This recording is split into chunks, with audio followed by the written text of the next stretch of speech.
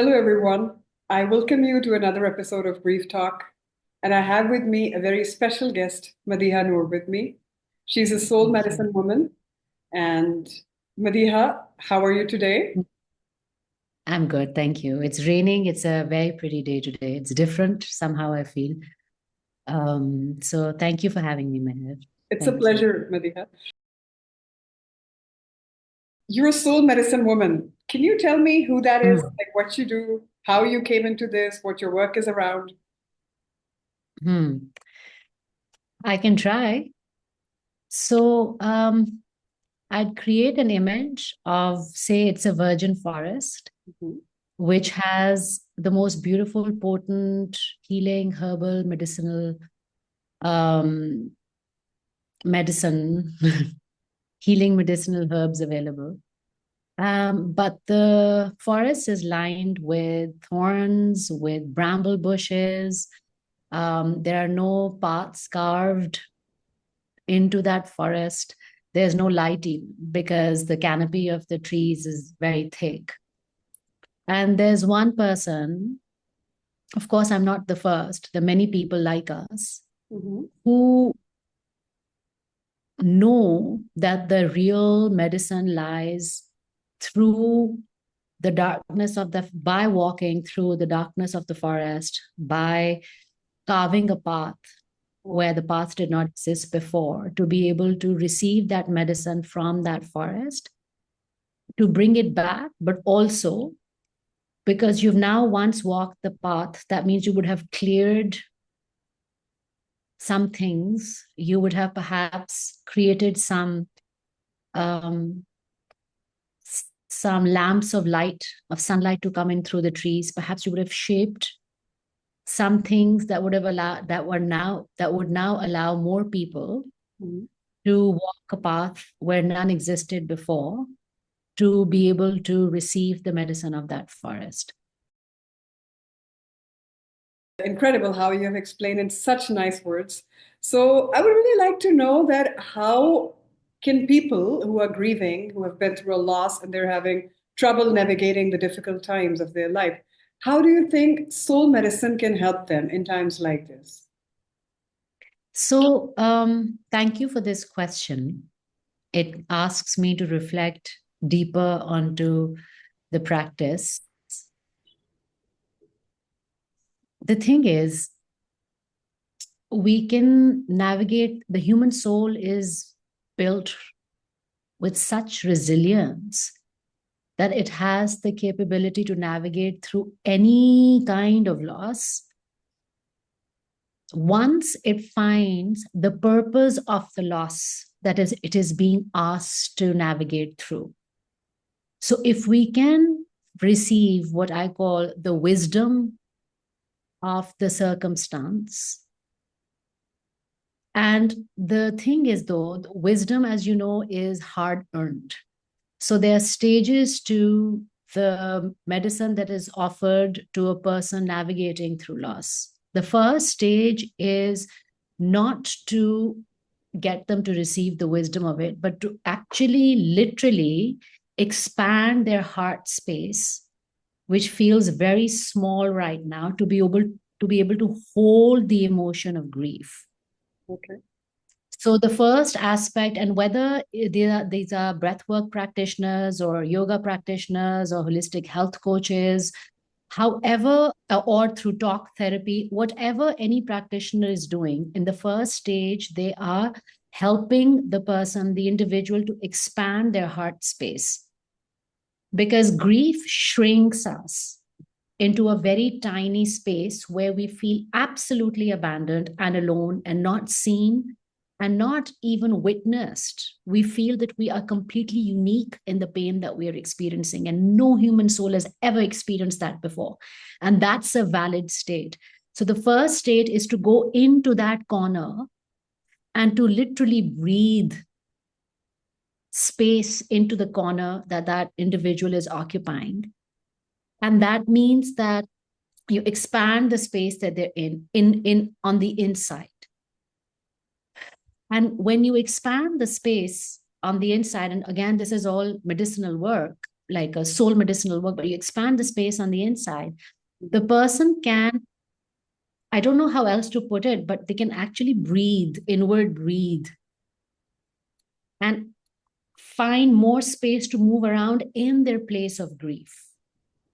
The second stage is to help that person see that there is a small window, not a door that they need to walk out through, but there is a small window that feels safe enough within that space, which is now a little enlarged, that they can look out through and also perhaps receive some communication through. So usually grief, again, is a windowless room. And to create that small window enables the person to be able to at least know that there's a chance of connection with the outside world and for the outside world to connect with them. The third stage is then to stand with them as they themselves witness some form of beauty coming in through that window towards them. And they'd be able to witness that you're not doing anything. In all these three stages, essentially, na Meher, you're not actually doing anything. You are just showing up in their space where they are, in the emotion that they are experiencing, and asking them not to change anything about it except to be able to feel more comfortable and to let in some fresh air in their place of grieving. So you're not taking that away from them. And little by little, what happens is, and that's it really for a little while. And little by little, what happens is once that window is open, and the hardest part is opening the window in that closed in space of grief, when that window is open, the person begins to receive the beauty, begins to receive the oxygen that they need. And you'd notice that they begin to decorate the room themselves. A bare sparse room. And because of the beauty that they begin to receive. And as they begin to decorate the room, they notice that there is a door too in that room. And whenever they're ready, they choose to walk out. So this does not do justice to the session that one would do, but it tells you of the story that a soul medicine woman would approach a grieving person through. It is not, let me heal you. It is, let me be here with you. And let me help you in perhaps bringing your awareness to something that already exists, because I've not created that window in that room. That window was already there. Yeah. So it's just expanding their awareness to what is already there. And then they themselves begin to receive wisdom. And now this is like the fourth stage of why they needed to be in that room, because the kind of beauty that they experience in that room flowing into that window, they had never experienced before. The kind of small miracles they'd not seen before come flowing in through that window. And then people that they would otherwise never would have met come knocking on their door. And they find themselves opening that door for those people. And those people are travelers from other lands of grief. And they come bearing stories and tales and other beautiful things. And you sit down in a circle and you say, wow, tell me about your land of grief. Tell me about your land of grief. And then the whole circle that forms within that room expands the space of the room. And then little by little, the walls begin to drop off. And it becomes an open space of shared healing, where nobody is denying or taking away the unique path of grieving, but connecting and coming together to tell the stories and share the stories. Because at the end of it, Meher, it is true for every emotion, whether it's joy or sadness or grief, anger. It needs a place where it is witnessed in its absolute sacredness and its absolute don't change anything about me, just witness me. Yeah. The pure urge of the human soul is to be witnessed. The creator, Allah, wanted to witness himself, and therefore he created the universe. And so any emotion that we experience only ever wants to be witnessed in exactly as it is.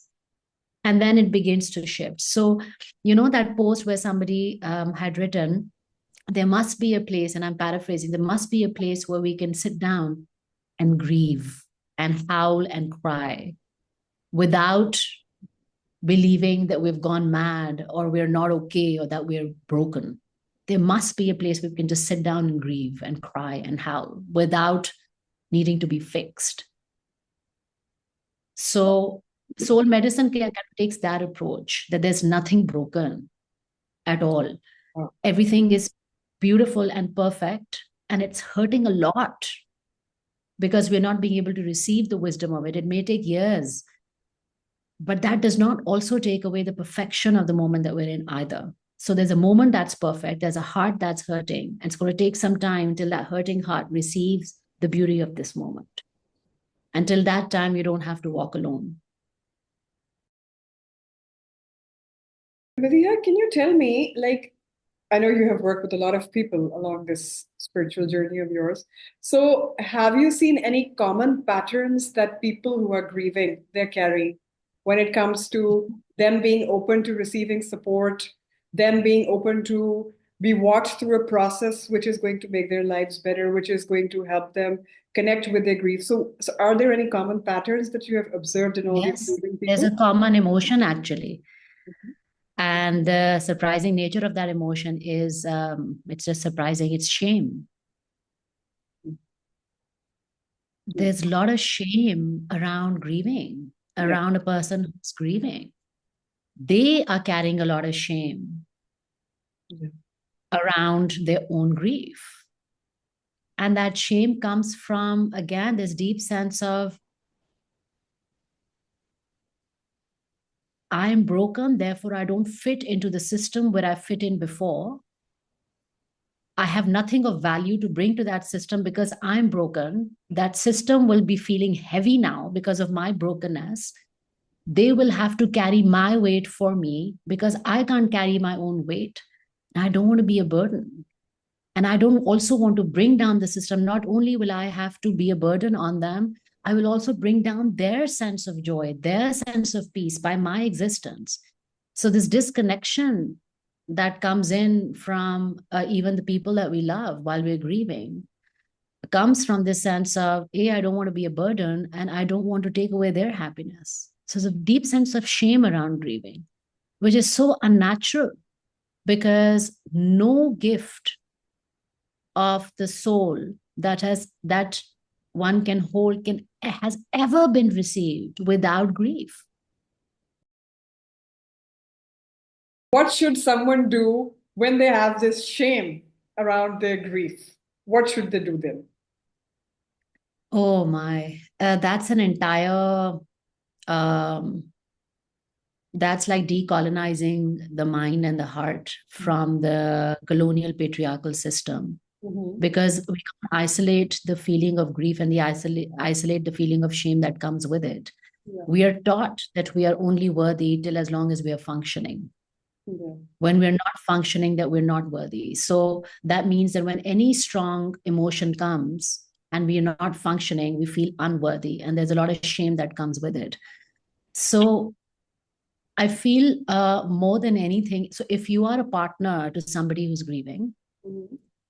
if you are a parent to somebody who's grieving, let me look at it from these two lenses, because I feel these are the easiest lenses. I know they're the hardest lenses, but I feel like there is so much connection here that's the easiest lens.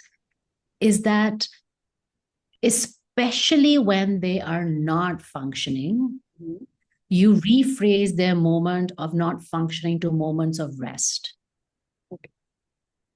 So there's a great power in words. So, oh, I can't get out of bed today because my heart feels too heavy. And it's like, oh, you need some space to rest. Of course, let me give that. That's so beautiful. Wow, absolutely. So that's one. The second one is when they do even a small thing that they feel is so small, but you know that for a person whose heart is so heavy, it is the biggest effort that they had to make. For example, brushing their teeth. Mhm. Then you make that to be not just the highlight of the day, but you make that to be this point of bravery that they demonstrated, and really call that courage. It's so brave of you to be able to do that. So now both of these things small examples, but what they enable the other person to do is feel seen. Although, and I say that, for example, it's like, I can never understand what you're going through. I cannot understand. When it's like, do you understand? It's like, I don't understand what you're going through. But I know that it must feel really hard. And how brave of you, to be able to send that one text. And I would milk that text, that one text that person for days. Okay, so Madiha, now I'm really intrigued. What has made you embark on this journey? Pain and loneliness and a lot of disconnection from my own family, from my friend circle, from the way society is structured. I've just felt like an outsider.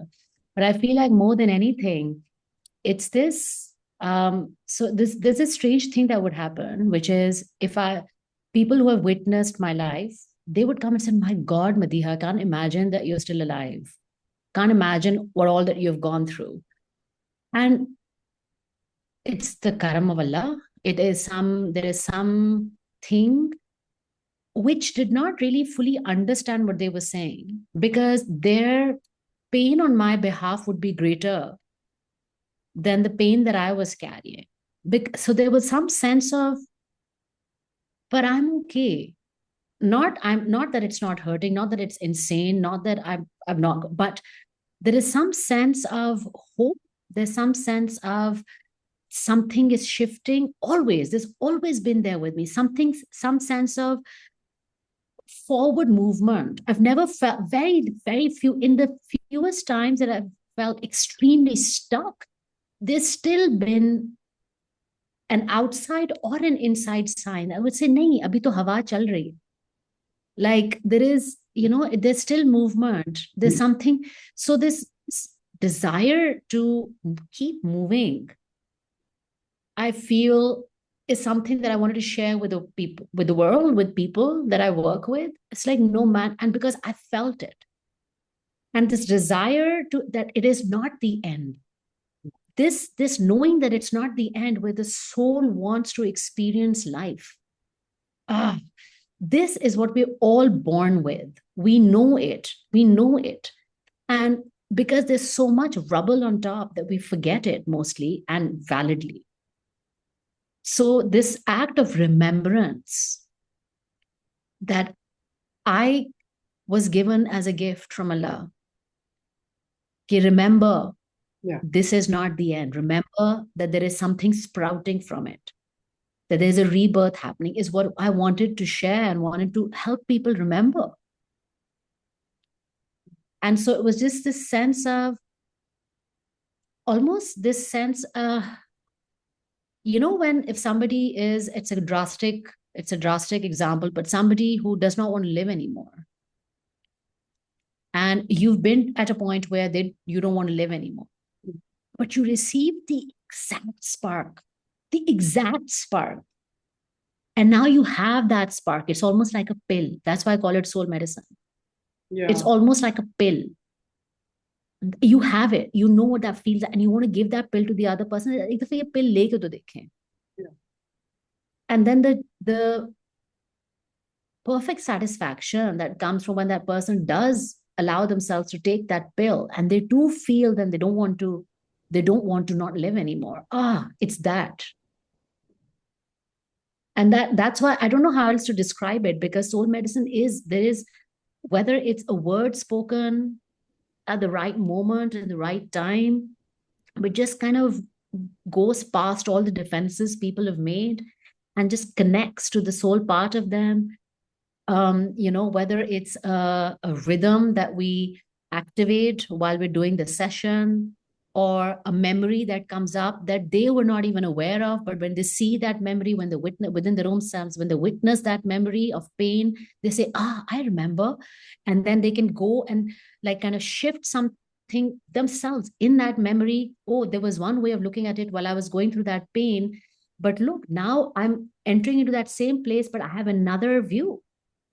And I can bring something else to the same memory. And when that memory shifts, there are now perspective shifts.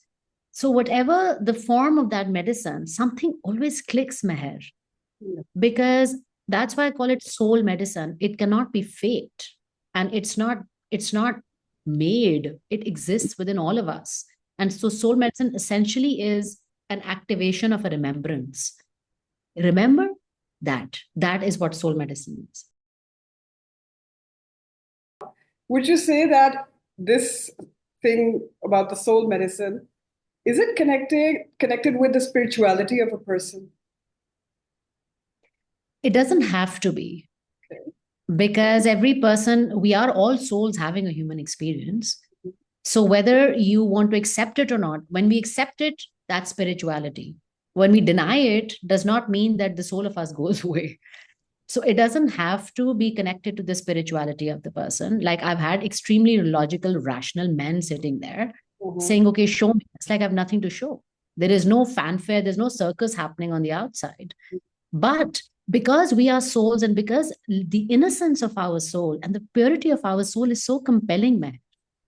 Yeah. When I speak from that same space of innocence and purity, and when I share that, it automatically helps the other person remember their own. And then, it's an awakening within their own self.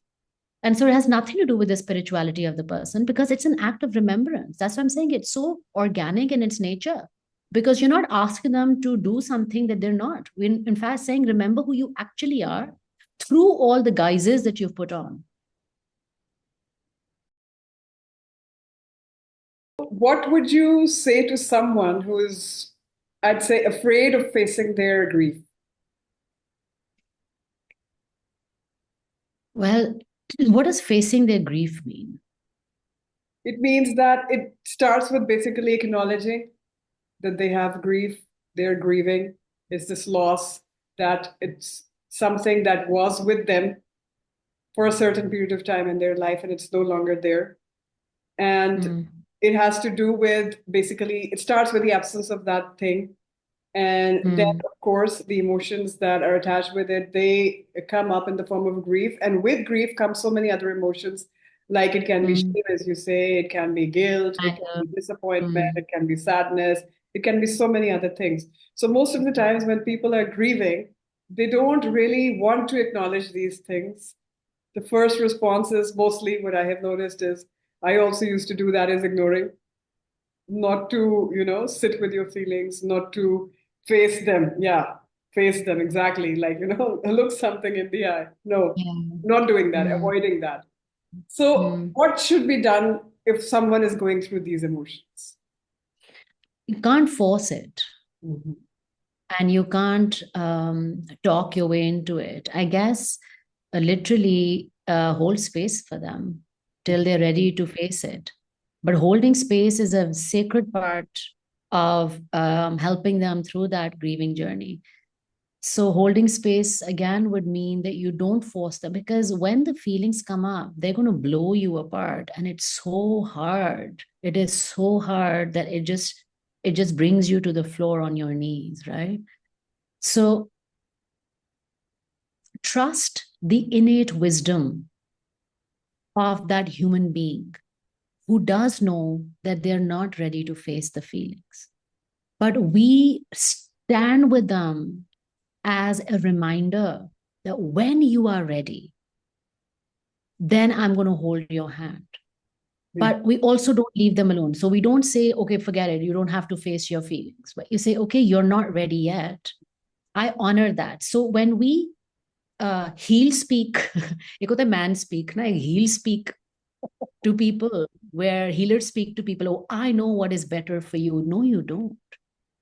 No matter how generic and how shared that emotion, it is so unique to that heart and to the journey of the heart. You don't know when the heart is ready. Just because it took me 3 years or 4 years, it for another person may take 10 years, but don't give up on them. And also don't be disappointed when they're not working on the grieving journey according to your timeline. Yeah. So holding space literally means, and especially it's so hard when it's somebody close to you, and it's even harder when it's yourself. So give yourself, and this is how I've worked with it. which is if if if somebody were to say, I'm going to be ready to face my feelings in 1 year, and if you're their caregiver or their partner, you say, no, you know what, you take 5 years. Very Take 5 years. So you set them free, and they'd probably do it in 2 weeks. But you set them free. And that's the same thing for myself as well. So, the beautiful thing about grief is that, and you'd know that as a counselor, you'd know that it's not just about the things that you had and lost, but it's about things that you will never have. So we grieve about our past we grieve about our past, but we also grieve about the future that we will never have. Absolutely. Absolutely. So I'm a mother to a special needs child. And when she was diagnosed to be on the autism spectrum, I entered into my grieving period that lasted about 3 to 4 years, because I had to witness all the things that she would never do, she would not experience, and I would not experience.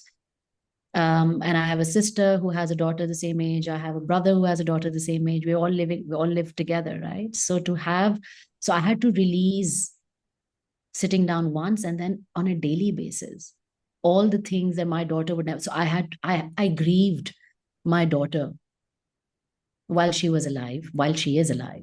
And I'm still grieving her. I'm still grieving her. But nobody told me to get over it.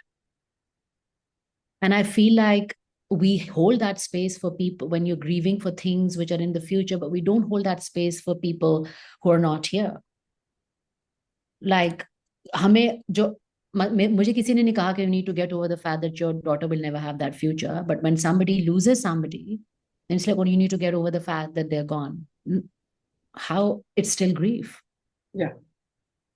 Absolutely. Right? It's still grief. So grief, I think, grief is just a breaking of the dream or the vision that you had. Yeah.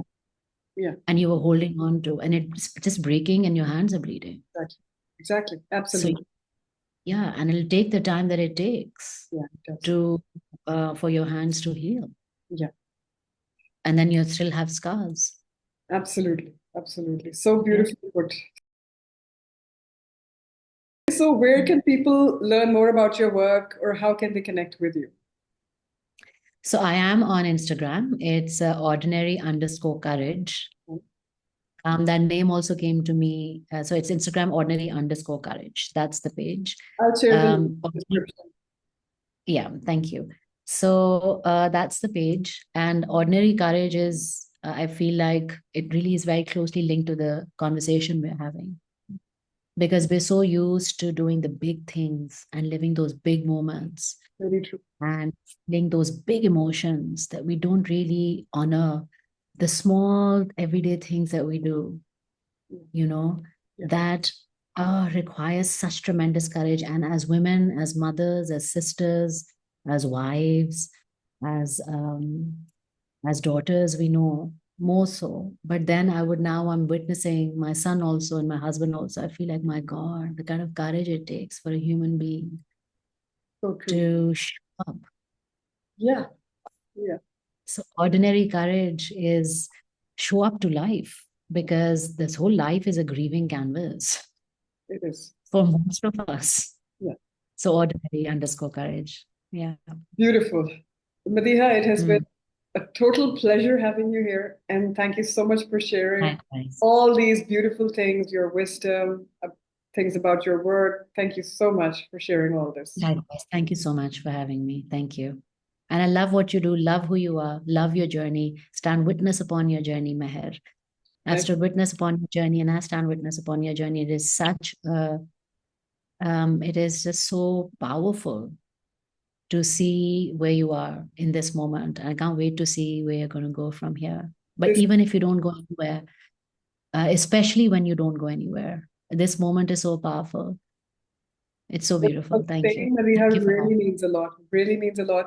And I have said this to you so many times before, and I'm saying it here in front of all these people also, that you have been quite a very important person, a very important entity in my whole journey. and where I am today, definitely you had a lot to contribute to that.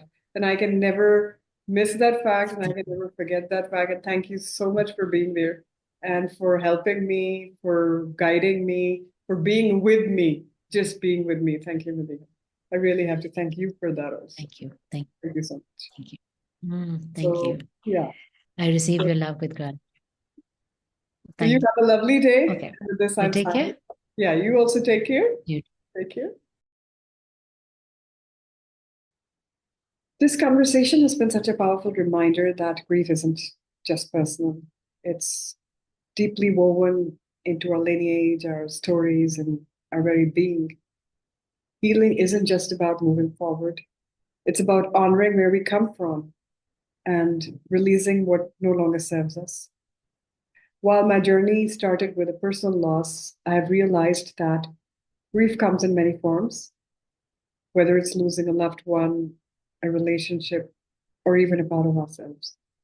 And this space is now open for all conversations around grief, healing, and finding a way forward. Thank you, Madiha, for sharing your wisdom today. And to everyone watching, if this conversation resonated with you, don't forget to like, share, and subscribe to Grief Talk for more discussions on navigating loss and healing. Until next time, take care and be gentle with your heart.